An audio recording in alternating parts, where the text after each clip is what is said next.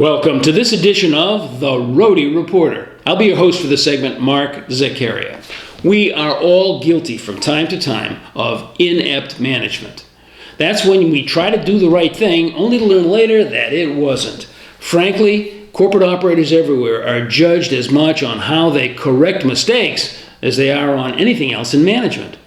Bad management, on the other hand, is an outright offense. That's defined as knowing what the right thing to do is, but then doing something else. Rhode Island Governor Gina Raimondo has been accused of both these management faux pas dating back to her time as the general treasurer. Her much-touted pension fund fix was a quarter measure at best. We are still looking at unsustainable obligations to most workers in the MERS state pension system. Her choice to invest state pension principal in high-fee hedge funds has also cost Rhode Island taxpayers dearly. Were either of these actions known by her to be the wrong thing in advance? There's no way to tell.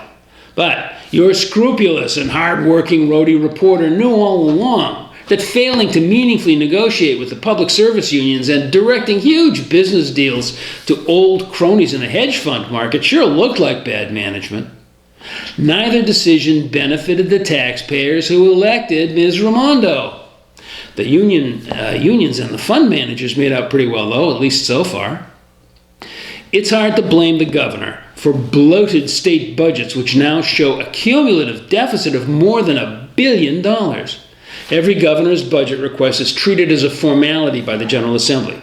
So the orgy of overspending was triggered more by successive speakers and Senate presidents than by any chief executive.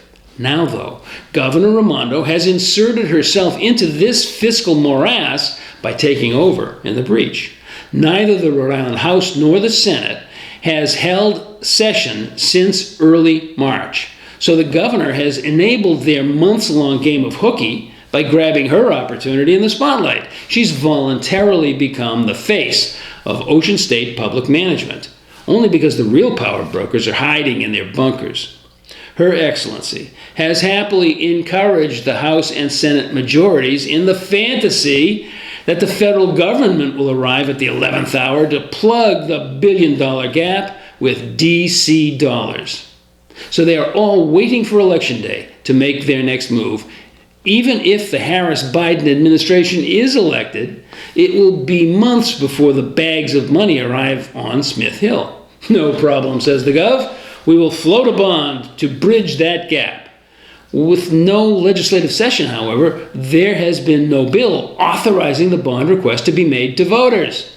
So, if you and I must vote our approval before bonding authority is granted, there will have to be a special election to do so. Folks, that's bad management. The governor has accepted that Rhode Island municipalities must now fund unbudgeted local funds to pay for this extravagance. The tab comes to millions of dollars statewide, and the resources of all boards of canvassers will be stretched to their limits. Okay.